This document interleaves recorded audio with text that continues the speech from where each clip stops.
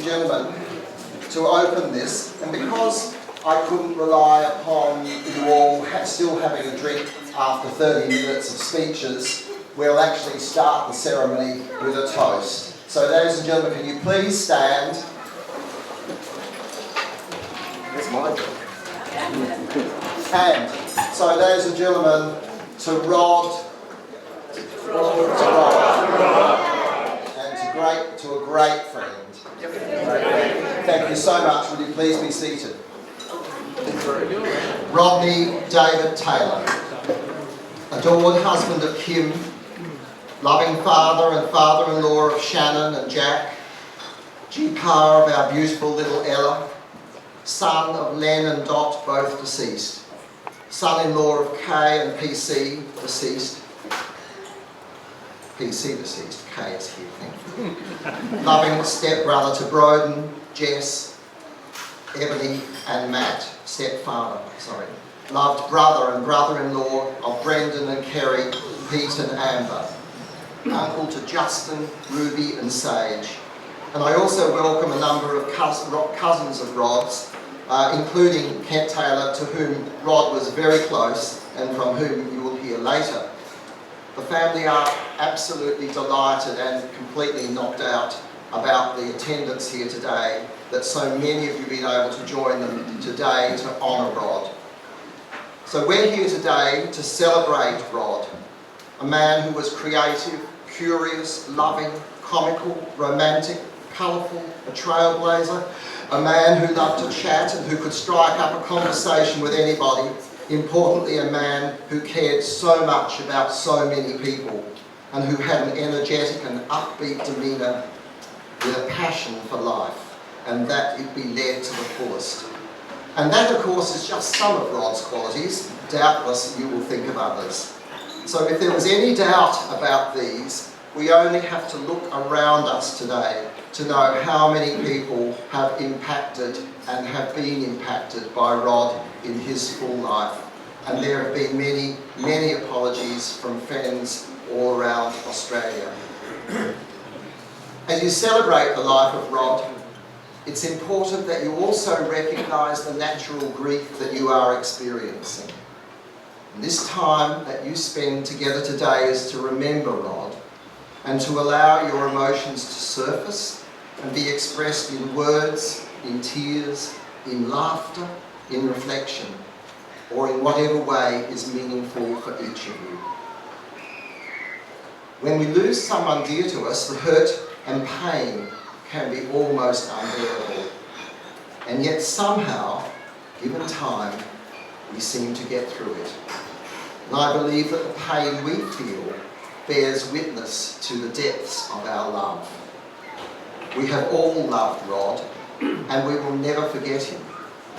He will be with us in our hearts and memories forever. And so now, we have a number of tributes from family and colleagues. And so firstly, I invite Kim to please come forward.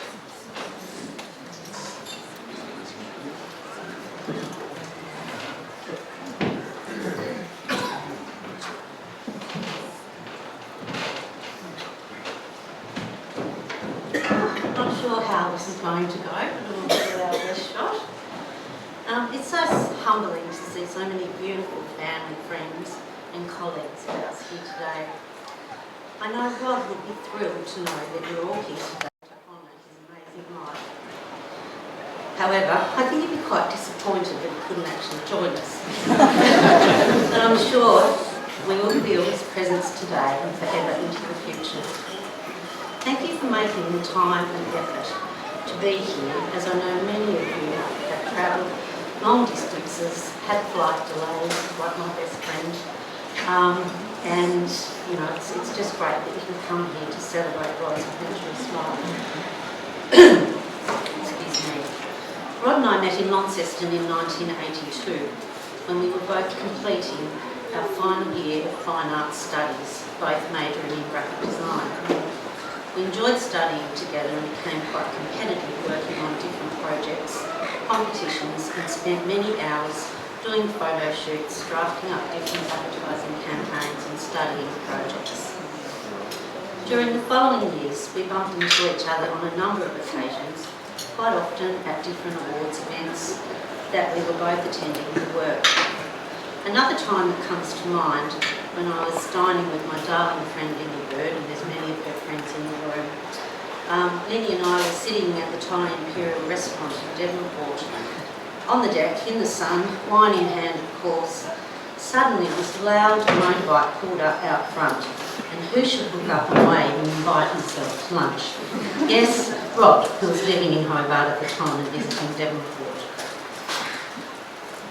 Our next encounter, and what was to become the start of a rather incredible courting journey, was our attendance at Robert Bird's 60th birthday party next door here at Mrs. Jones.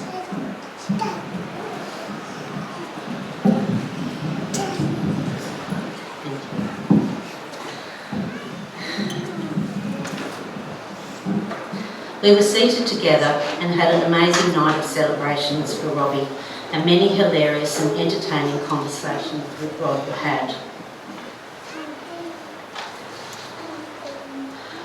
From that moment on, Rod sent me a song every night, and every week I would ride home from work and there would be a parcel on the doorstep containing a quirky, unloving gift, which was generally in his favourite colour, red of course. Then on Christmas Eve in 2015, I'll never forget as Ebony and I stood on the doorstep and watched Rod arriving in a Hertz renter van from Hobart to start his new journey with us. From that moment on, we enjoyed Rod's passion for cooking, his quirky jokes and antics, his music, and his ability to love us so dearly. We travelled extensively and particularly enjoyed our road trips. One of my favourite memories is when I first met Shannon, Rod's daughter, and now to become my daughter, in Nowra. We then travelled on to Daylesford, where Rod surprised me by dropping on one knee and asking me to marry him. We looked for a memento to celebrate and remember this happy occasion, and found a particular painting that we both loved. However, the owner at the gallery was nowhere to be found. We ended up buying a beautiful tea towel depicting Daylesford, which, upon arrival home, of course, Rod framed it, and to this day it looks like a painting in our lounge room. Rod was very passionate about so many things in his life, including the downfall of Donald Trump. There wasn't a moment he wasn't watching a video about Donald Trump. Watching any show he could find UFOs, more information on UFOs.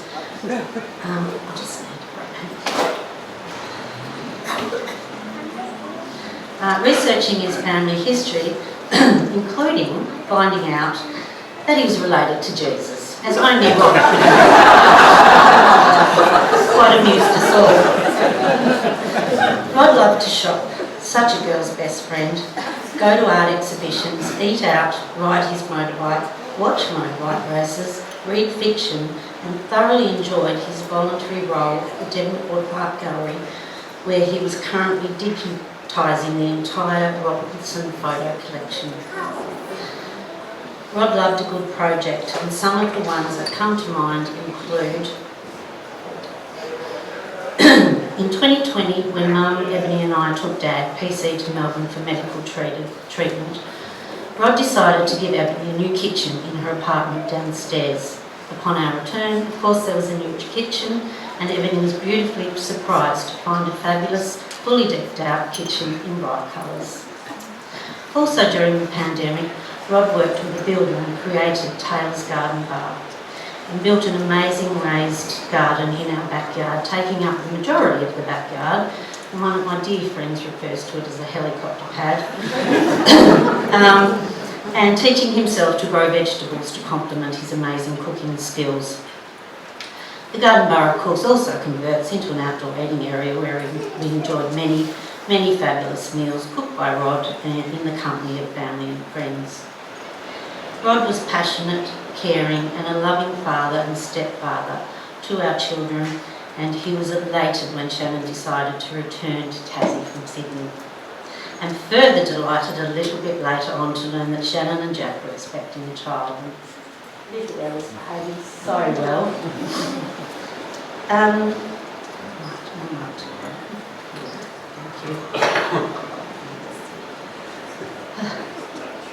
Rod introduced me to many of his friends and colleagues and family throughout our time together. He also embraced my working life and my colleagues. He was a part of many events that we attended, got us into a bit of trouble along the way, which John, my CEO, who's here today, will remember well. Our national group CEO left the building when the first prize He was a part of many of the events we attended, and during that time he always had a kind word for everybody, loved engaging conversation, telling stories and having fun. And finally, Rod is a gift that will be forever cherished, and it is so sad that Rod's life had to end so soon. However, our love for Rod will never end. Thank you.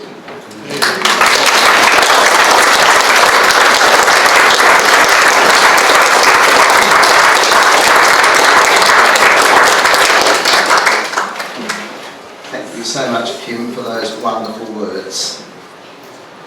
Pardon me.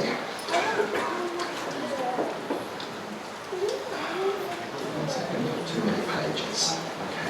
Okay. Now it's my privilege to read a tribute from Rod's daughter, Shannon. Lucky is how I feel to have had my dad be my dad. I am so grateful that he was able to get to know Jack and Ella and was able to meet and spend time with her Jeepard. He was all I could have asked for in a grandparent to Ella, and seeing them together and knowing how much he adored her is so special to me, and their moments I will never forget. Dad was always there for me with advice, for proofreading anything and everything, or just when I'd call to chat about nothing. He was always able to put a positive spin on any problem I had, and I always left our chats feeling brighter. I will miss my dad forever, and I still don't know who to call when I jump in the car anymore, but I'll remember his energy, positivity and humour, and I'll cherish all the time that I did have. Dad had a gift for the gab and could start up a conversation with anyone. His ability to make connections with people was truly amazing. Everyone here today is here because we had our own connection with Dad. And I hope as stories are shared, we can all remember the great times we were lucky enough to share with him. So thank you, Shannon, for those wonderful words.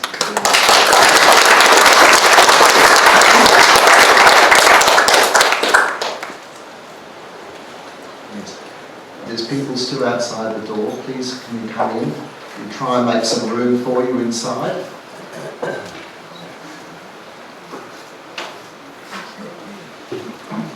Let's come around the back of the table here a little bit further. That's right. Thank you very much. And now I'll read a tribute from Broden. Today we bid farewell to Rod, a man whose presence was as vibrant as the colours he wore on his shirts. His eccentricity was a testament to his zest for life, his uniqueness, an emblem of his individuality. Rod's passion for cooking was more than mastery in the kitchen. It was a gift he generously shared, bringing us together through the joy of flavours and shared meals. It is something that I know we are all greatly going to miss. His cool, yet sometimes questionable, choices of shirts and delicious dishes were outward expressions of an inner warmth and creativity that touched us all. I still vividly recall one of our first Christmases together. He came out wearing one of his famously eccentric choice shirts, a bold choice, featuring a naked, hairy body. You know, don't you? That shirt became a conversation starter, an emblem of his unique humour and willingness to embrace the unconventional. And from that moment, I knew there was a special connection waiting to unfold. Rod's varied taste and passion for music was infectious, sparking conversations and moments that resonated joy. Rod had this amazing way of introducing me to a whole world of music beyond the mainstream. He'd eagerly show me music videos of those wonderful weird bands, each one more unique than the last. His eyes would light up with excitement as he shared these musical gems, and in those moments it wasn't just about music, it was about sharing his passion and opening my eyes to new sounds and experiences. Rod brought immeasurable happiness into my mum's life. His love for her was evident in every smile, every moment they shared, and every meal he lovingly prepared. Rod was not only a loving presence for Mum, but also a true companion and friend for my little sister Ebony. He was not just a stepfather, he was a pillar of support and a source of joy for our entire family. His ability to bring happiness to Mum's life speaks volumes about the kind of man he was, caring, devoted and deeply loving.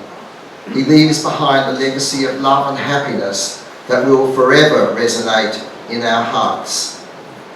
Rest peacefully, Rod, knowing the enormous impact that you had on Mum, Ebony, Jess and I. We all miss you so much and always will. What a story.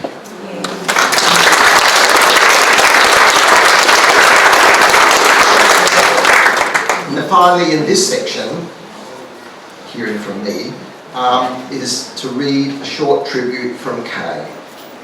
Rod, we'll miss you always as a very thoughtful and kind son-in-law to Phil and I. Philip PC isn't with us anymore to say goodbye, but I know how much he and I are grateful for your love, partnership, honesty and respect to Kim, Ebony and Broden. We will always miss your funny tricks, personality and great cooking, and the fact that you have always been there for my lovely family over the past 8 years. Thank you, Rod. Love, Kay.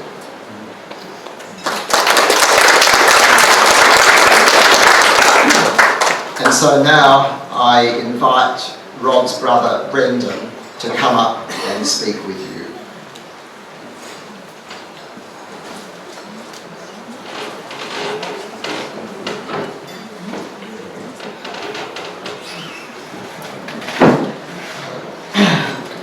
Hello everyone. Thank you all for coming to celebrate Rod's life today. For those who don't know me, I'm Brendan, one of Rod's brothers. It was hard work growing up with Rod. He was so bloody good at everything. It seemed like anything he wanted, he could put his mind to, and he excelled at. Academically in high school, he would repeatedly achieve ducks in class. Even his handwriting was made example of due to its unique beauty. Rod was gifted as an artist and his athletic ability was awesome. At one stage he was the second fastest amateur athletic sprinter in Tasmania. He's the only person I know who read the dictionary from cover to cover. Rod was an inspiration. During his lifetime he had over 50 jobs and said he never regretted any of them. This is a testament to how Rod lived his life, which in turn has rubbed off to so many people around him, including myself. Rod influenced pretty much every part of my life except cooking. I didn't really pick up on that, did I, Jerry? He did show me how to make an omelette many years ago, but I never took it much further than that. Rod had a great sense of humour. I remember Rod having a big cardboard box filled with practical jokes, masks, spinning bow ties, rubbered severed limbs, all sorts of good stuff. Another example of Rod's sense of humour was this little motorbike that he had and did up as a hobby. He has a few YouTube videos on it if anyone is interested in looking it up. One of them is titled Acing the Evolution, Sky Team Ace 125, 15 months on.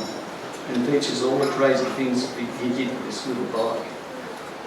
About a month before I last saw Rod, he sent me a text message with the heading, "My new favourite band." It was Rod's usual eccentric, weird band.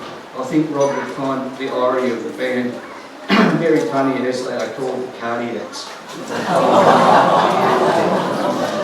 Rod had another health scare recently, and when I rang him, he said, "Oh well, if it's time to go, I know I've had an incredible life."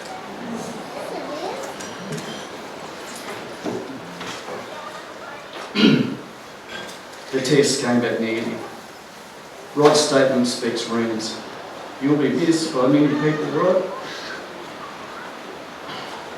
I was very lucky to have you on that last weekend at the MotoGP, and I'm very lucky to have you as a brother. Thank you."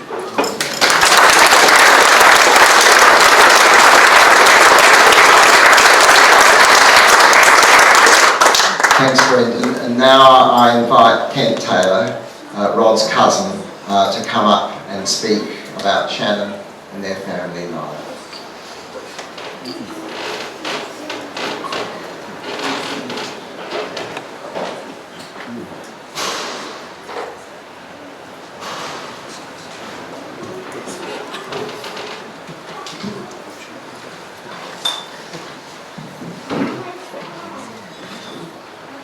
I might just have a little bit more to say and just talk about Shannon. Yeah, for those of you that don't know me, my name's Kent Taylor. I'm Rod's cousin, but more than just his cousin, Rod was like my big brother. And to get a perspective on my relationship with Rod, you'd have to go back to 1978 when tragically, Rod lost both his parents. My uncle Lem and Auntie Dot, they passed away in their mid-40s, just 2 weeks apart, which, as you can imagine, it threw all our lives and Rod's lives and the Taylor family's lives into a bit of chaos. And it was decided that there was three. Rod had, obviously, as you know, Rod's brothers, Brendan and Pete. Rod was 23 at the time, Brendan was 17 and Pete was only 9 years of age. So it was decided back then that the best thing to do for all the boys was for Pete to come and live with my family and be raised from then on by my father Bevis and Rita, and from that moment on it forged a lifetime of a close relationship with Rod and Brendan and Pete. Now, back in those days, the Taylor family all grew up in the same street, in Surrey Street, before we actually moved down one street down to Tucker Avenue. And I as a child, I remember playing with Pete and Brendan quite well. But Rod, being 10 years older, I didn't know him so well. And anyway, one day he came and knocked on the door at Tucker Avenue, and I happened to answer the door. And loud, colourful. I said, "Who's this guy?" He's a bit out there. Anyway, we struck up a bit of a conversation. I think Rod thought, well, the best way to get to know me and make sure Pete's in good hands is the best to have you come out and get to know you at my place out of Hawley. And back in those days, Rod was married to his first wife, Julie Pennicott. They lived out of Hawley. And as a 13-year-old, I can remember going out to their house and thought, how am I going to relate to this guy a bit older than me? And anyway, I noticed in the corner was this amazing, as Brendan alluded to earlier, Rod was right into his music and had an amazing record collection. And I went over and had a bit of a peek through and started putting out covers, and there was all sorts of weird and wonderful things.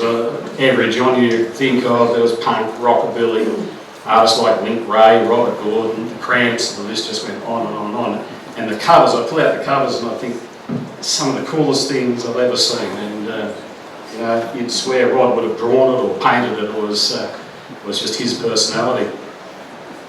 Back in those days, Rod was a busy man. Julie was a hairdresser and had a hair salon in the Hub Arcade, Taylor's Designs and Hair.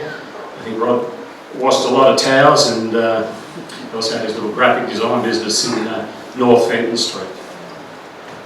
I went to lots and lots of different places with Rod back in those days, and he took me to heaps of different restaurants in Devonport, because I just used to eat peanut butter sandwiches when I was 13. So, and we used to go to some interesting places, the Green Door and Willie's Seafood Restaurant in East Devonport. It was open for 5 minutes.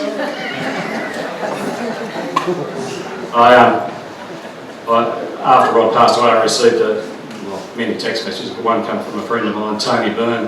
I haven't seen Tony in years, and obviously he was shocked and saddened at Rod's passing. And he made mention, he said, remember my 21st birthday? Rod bought me a record. It was Lloyd Cole and the Commotions.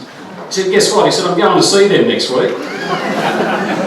And that was when he was 21, and he's about to turn 60, so that's the sort of thing, the effect that Rod had on so many people throughout his life. And you know, he'd always buy me a record for my birthday, and I remember one day he turned up with a wrapped up record. In those days you used to actually wrap things, so I remember I was really excited. I thought this could be the latest Angels album, or Dire Straits. Undid it, and there it is, Alvin Crowe and the Pleasant Valley Boys. I don't know why, but he was always trying to influence me away from anything that anybody that had normal taste would listen to. One funny memory that stayed with me most of my life was my dad's 50th birthday. That was up in the backyard at Tucker Avenue, a nice September spring day in 1985. And everything was going on just quite normally. Everybody's having a little wine, a little drink, and barbecue, and a little bit of quiet music in the background.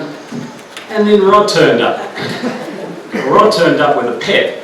Now, most of you that know Rod knows that he doesn't really do pets. Obviously, he's had a bird and things in his life, but he had a dog. But it wasn't, and the dog's name was Scamp, but it wasn't any kind of dog. It was actually invisible. So Scamp consisted of a long stiff lead with a round collar at the end. You've got no idea. Scamp ran amok. Scamp was dry humping old ladies' legs. He was pissing on young kids, crapping under the barbecue, terrorising everyone, biting people. He turned an otherwise fairly sedate afternoon into an laugh riot, and there was people rolling around on the ground and laughing, and tears coming out of their eyes. It was just typical of the sort of thing that Rod could actually do. It's a little bit hard to cover Rod's life. Obviously Rod was married a couple of times. Rod and Alison, they were quite important. Rod married Alison on the rear deck of our shack out of Squeaking Point on New Year's Eve in 1990. And obviously they lived in Hobart and shared their life together in Hobart for quite a number of years. And I would go down and visit, and they were an important part of my life and my family's life. Rod loved his gadgets, as Brendan alluded to. He had all sorts of loud and weird clothes, and you mentioned the spinning bow ties and multicoloured shoes, and he'd turn up to anybody's party dressed like that and wouldn't blink an eye. He just was right at home. In his house, he had whoopee cushions and itching powder, and his phone was a banana. His house phone was a banana. One of the things that I've loved the most is Rod's exactly 10 years older to me to the day. We were born on the 6th of September, and over the years, for the last 45 years, Rod's, and Brendan alluded to Rod's handwriting, which is absolutely beautiful, and I've had a card in the mail on my birthday on the 6th of September every year for 45 years without fail. Never missed one. Rod didn't do the easy Facebook thing. He hated Facebook, and even this year I got a card in the mail, and I guess I'll treasure that, because next year there won't be one. Rod was so involved in my life that he spoke at my 21st birthday, my 30th birthday. He was MC at mine and Merrin's wedding.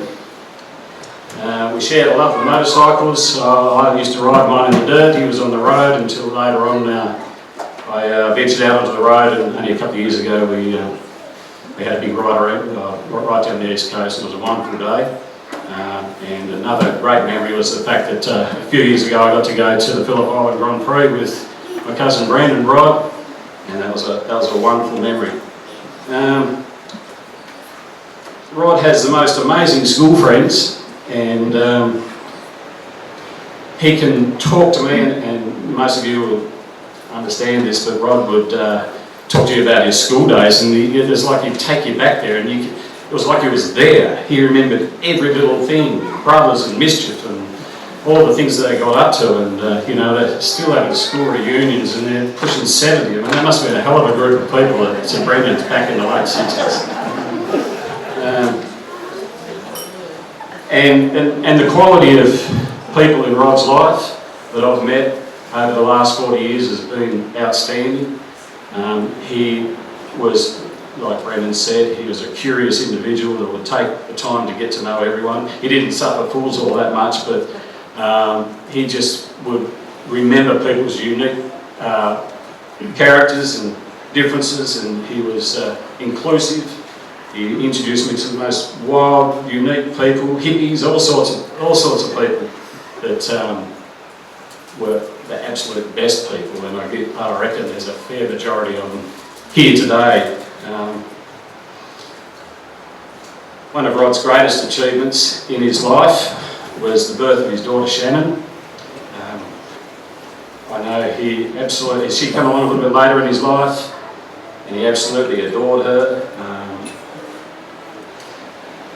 She meant everything to her. I can't imagine the restaurants you went to as a young baby in the capsule, and the parties that you would have gone to, and the people you would have met, and the life you would have had. But he absolutely adored you, Shannon. And Rod would be absolutely pissed off that he's not here today. He'd be really annoyed that he actually inherited that gene, the Taylor family gene, that sort of helps you check out a little bit early. He did the best in his life to make sure that didn't happen.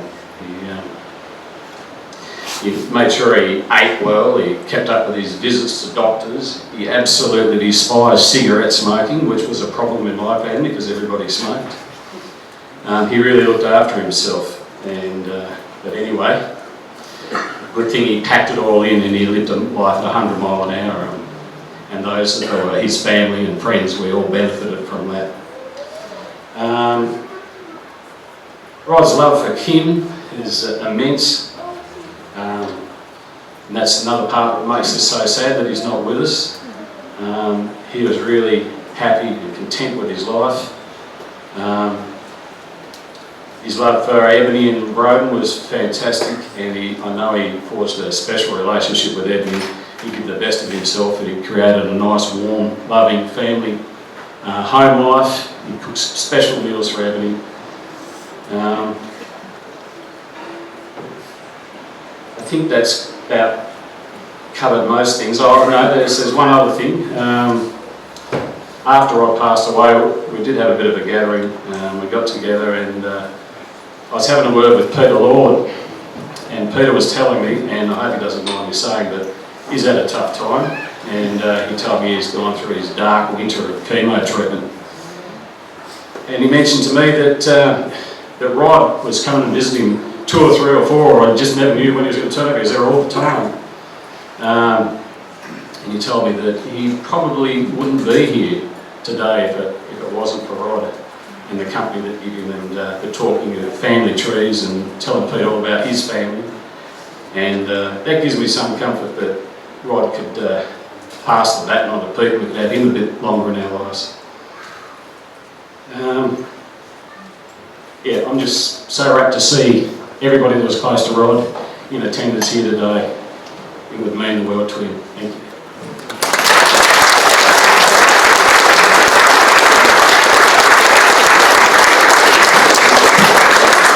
Thank you so much, Kent. And now Robert Bird is going to speak to you a little about his younger years with Rod. Robert.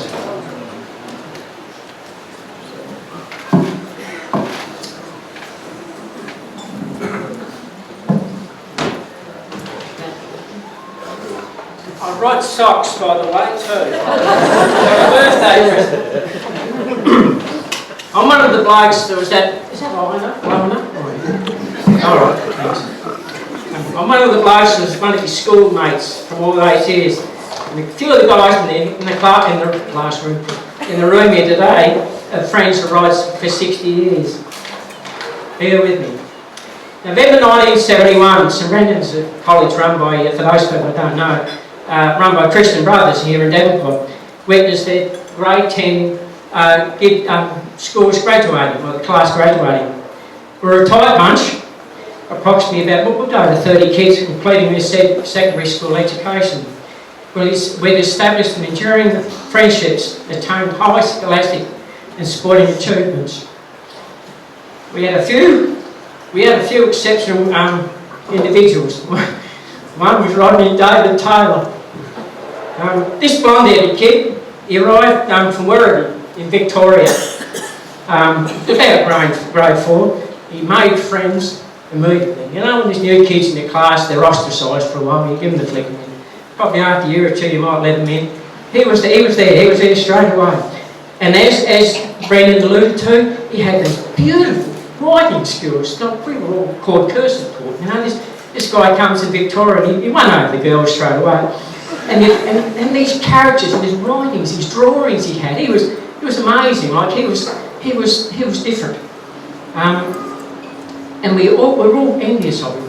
You know, he had all these skills. He was always upbeat. He was positive. He was a trailblazer. He formed great associations with a few guys in the class, and the stories evolved around a few of these. Tony Lord was one. Tony died a long time ago. He was a great guy.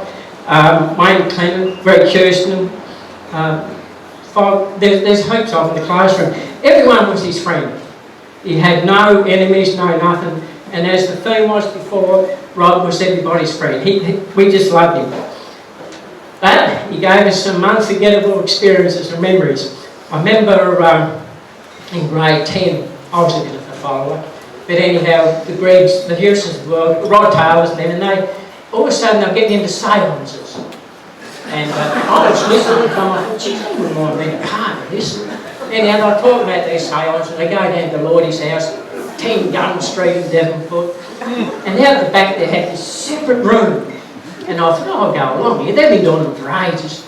And then I tried one, didn't naive me, 4'10" of me. And this is not all about me, by the way.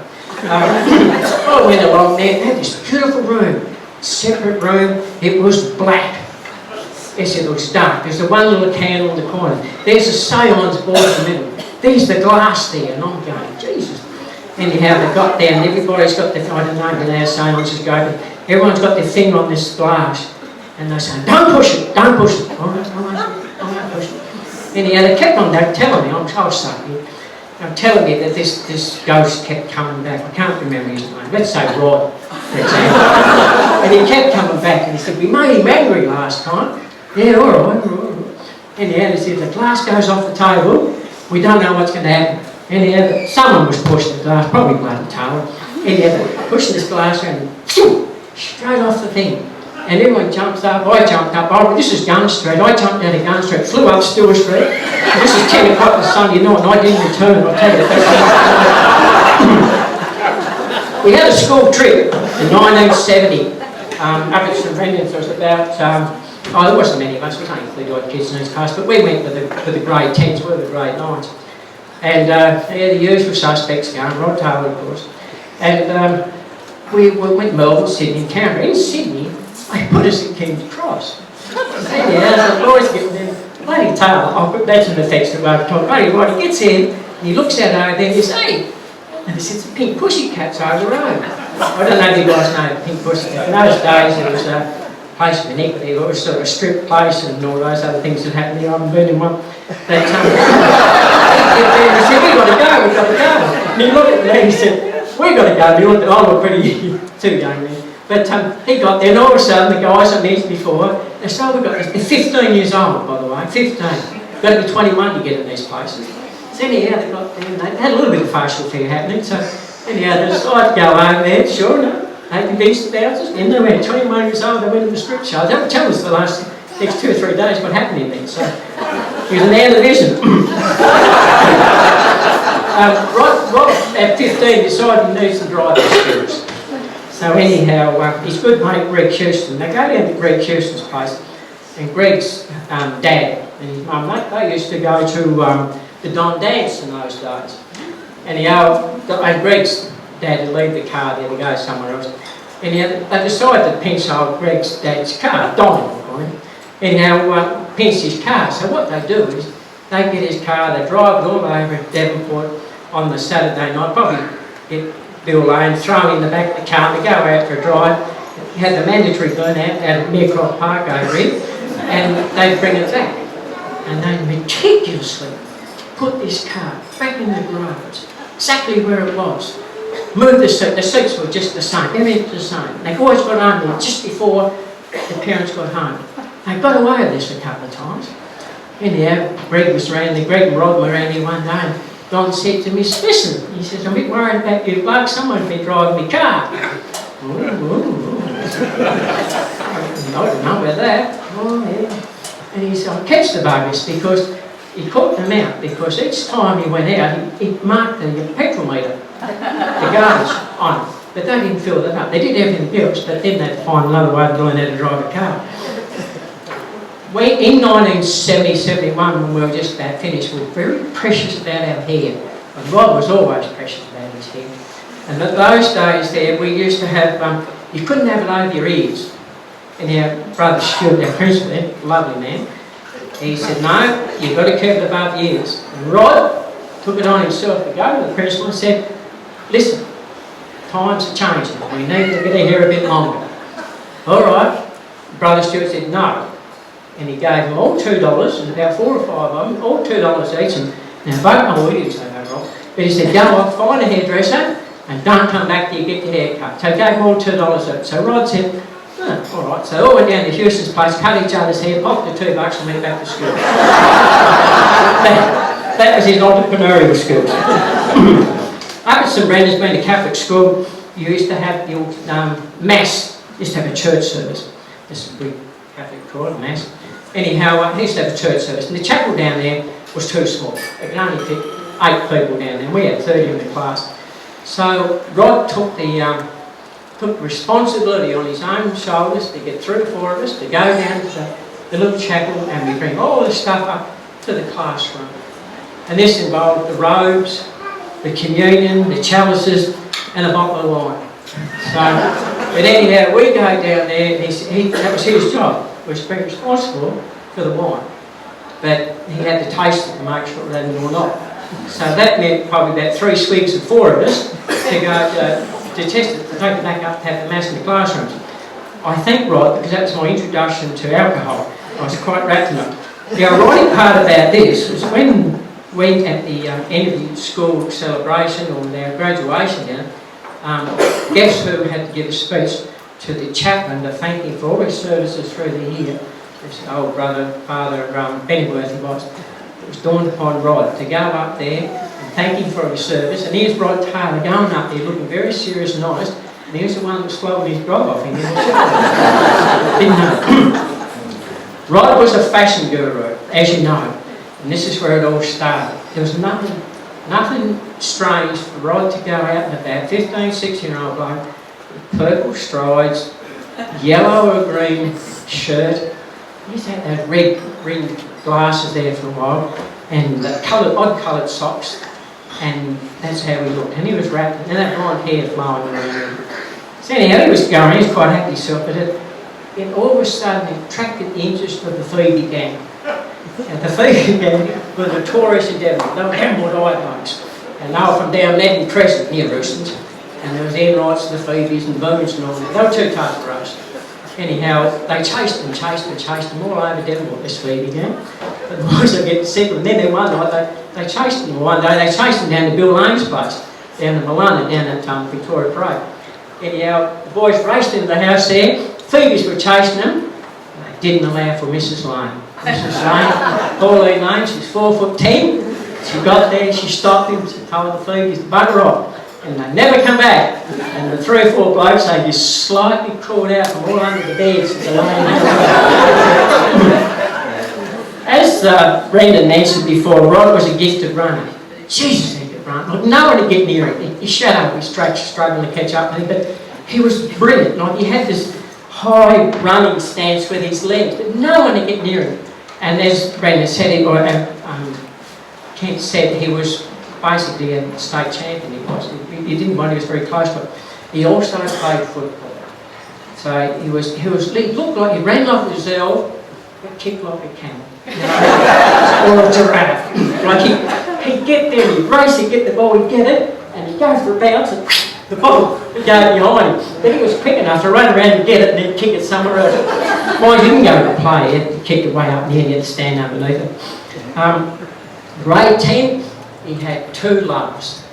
2 loves. One was the caddy bike, because you hear that beautiful note, the caddy bike driving around Devon. He loved his bikes.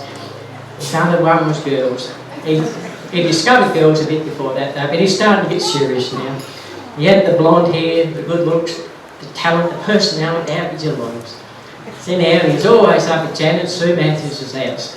Oh, like he told me, he told me all these stories all the time. I just shut up and listen, he just told me all these ones as they come along. Anyhow, he's always up to Matthews' house there every night, at the weekend, till old Cherry did that, he'd kick him down. Go on, I rocked up, go on. Anyhow, get him, next morning he'd get back around me.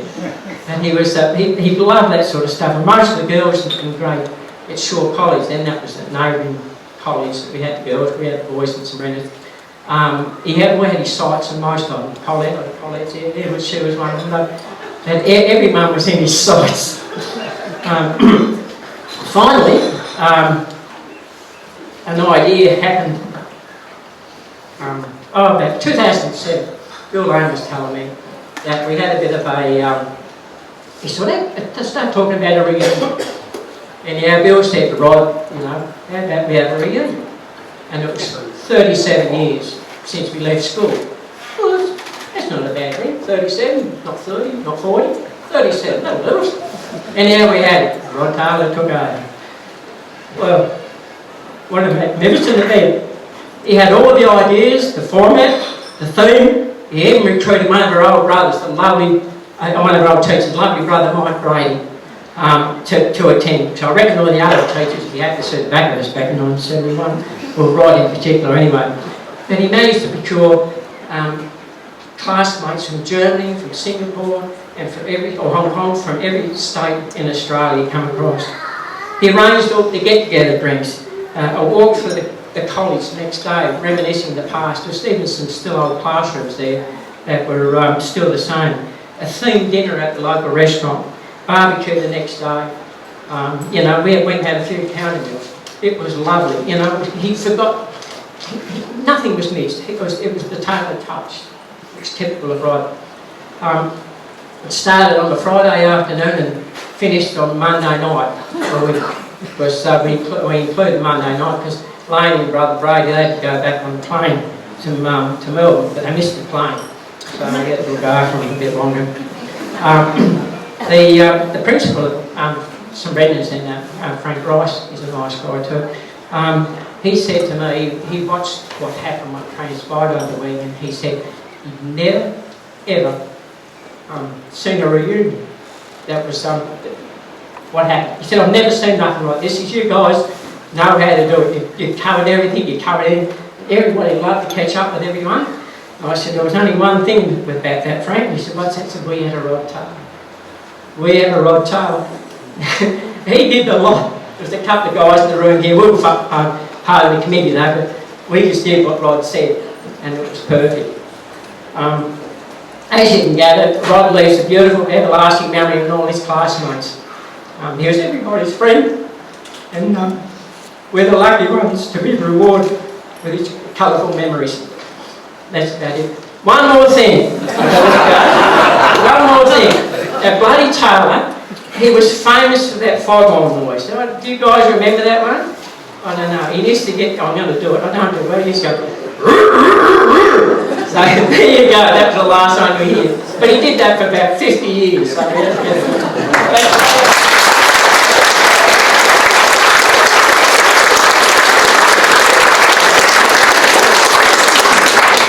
Robertson. They're only just the beginning of the stories. So finally, now Peter Moroniuk is going to speak briefly about Rod's working life.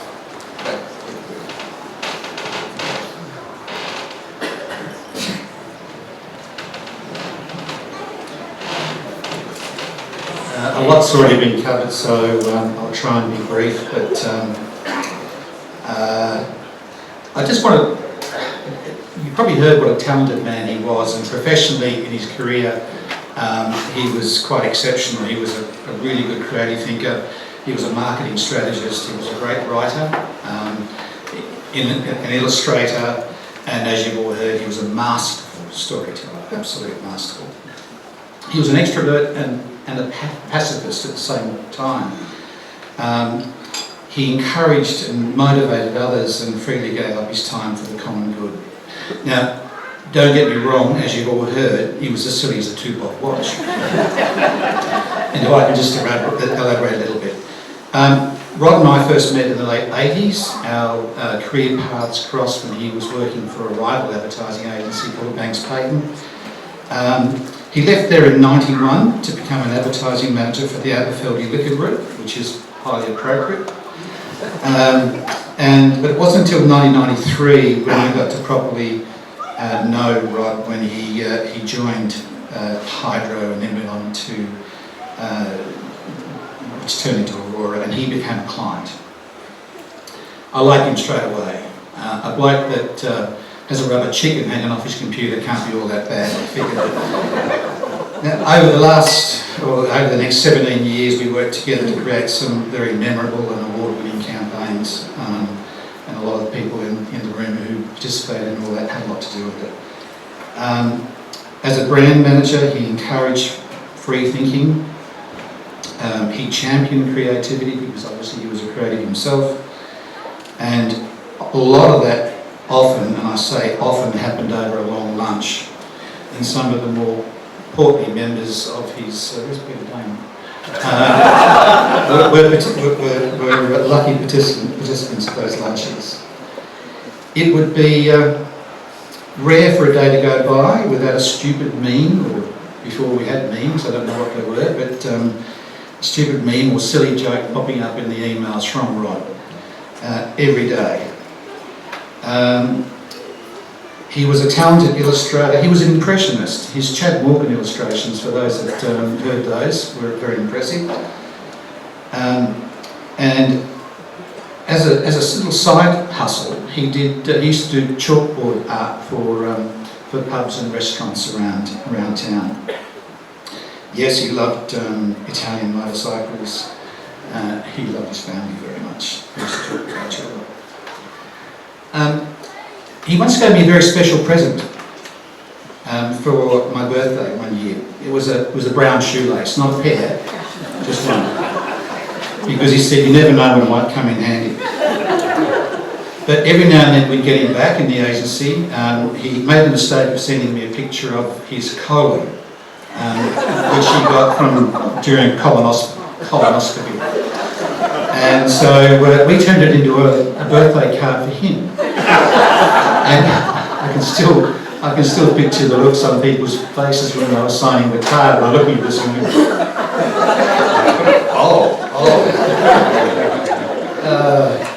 now, his stories of misadventures, I think you guys were very kind in your descriptions. I used to think that they were too, surely they weren't true, but they were, and I encourage you to share those stories afterwards. I did encourage him to write them down. I do hope he made a start on that. Yes, you know his love of bright colours. His music tastes were quite eclectic. But the thing is, I don't think I ever saw him, he was never mean-spirited or bad-tempered. I don't think I ever saw him crabby. Even on occasion when he knew damn well that I hadn't prepared for a meeting and I was coming up with ideas in the car on the way to his office, he was always gracious and forgiving. He achieved a lot, I don't know, but if you know, but he was Tasmanian Marketer of the Year one year. And I think he's left a really really big legacy with wherever he's gone to work. When he left Aurora, he went to work Skills Tasmania, the Cancer Council, and Taswater, and volunteered here and there. Look, I think the biggest achievement was the legacy that he leaves behind, and that's an infectious joy for life. You've heard that today. If he was here now, I think he'd probably say that live life to the fullest. Don't take yourself too seriously. Be wacky, tell stories that make people laugh, and laugh at yourself. Even when you're in the back of an ambulance going to hospital. Which he did. I miss him. Everyone does. He does, I think. But today it's all about celebrating his life and who he was. A funny, mad, lovable bastard. I think we should all be, and we should be a little bit more like Rod.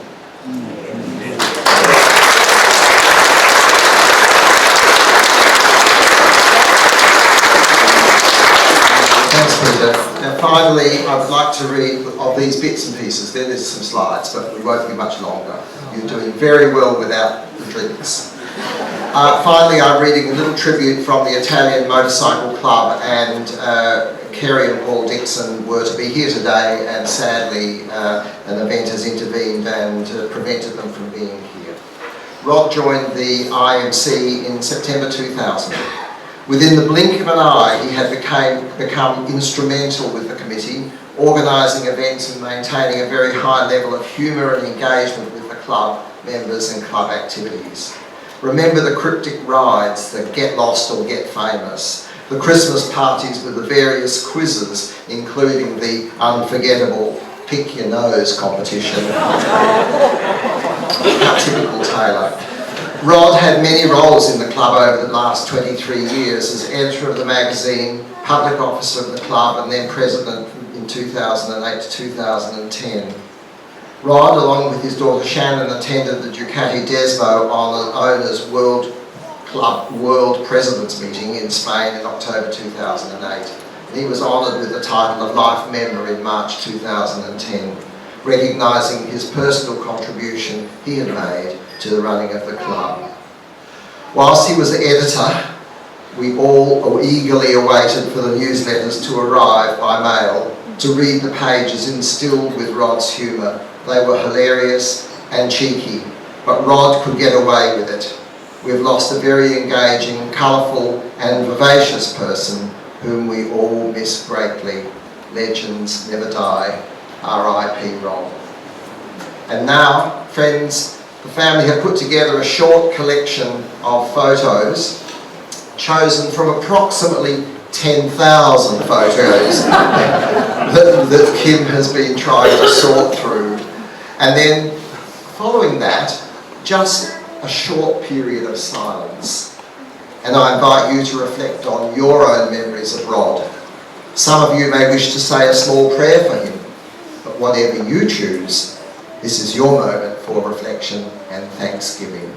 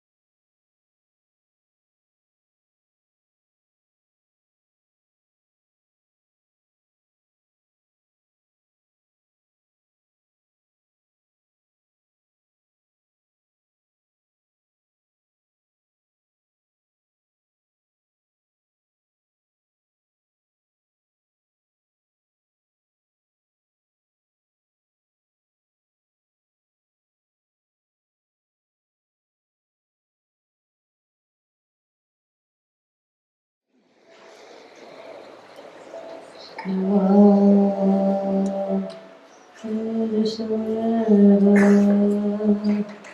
that drowns the tangerine. Love is the ocean that wakes your soul to bleed.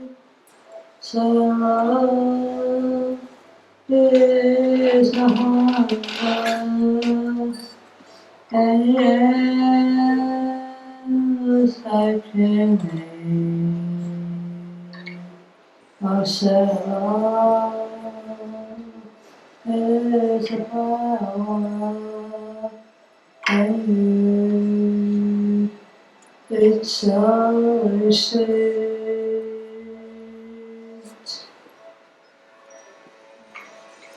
It's the heart part of breaking that never was to judge the dream of awakening that never takes the chance. So why would be taking her chaos to give the soul part of giant that never was to live. Oh, when the night leads you only the right has been too long, and you think that love is only part of lucky and the strong. Just remember in the winter of rain, the snow was the seeds, the sun in the spring becomes our eyes.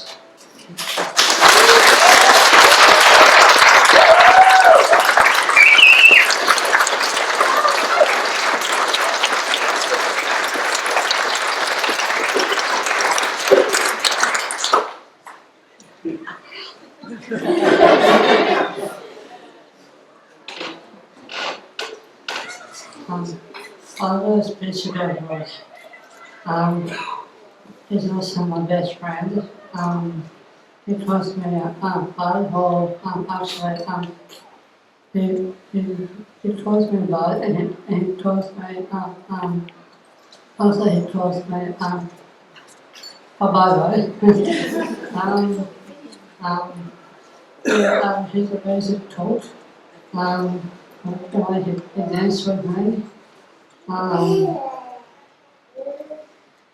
Also, I worked in his family with my mom and brother, Jess, Shannon, Jeff, and Ella, and yeah, everyone. Ella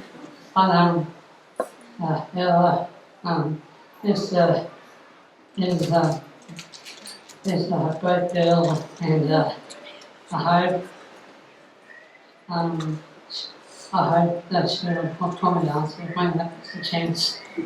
And also for Piper, Piper's a great girl, and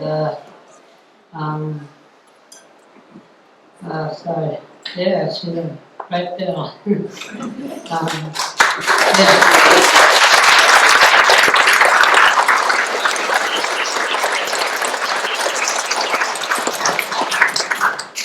thank you. You beautiful, beautiful girl. Wonderful, Ebony. What a lovely tribute to conclude this part. Friends, this has gone on longer than we might have expected. We've been treated to some magnificent stories, and I'm sure that, that there's more stories to come. So now you're invited to mingle. The bar is open for purchasing drinks and the food is on the table. And to maximise the amount of space for comfort, I'd be looking for some volunteers to please help strike these chairs and stack them over in the corner.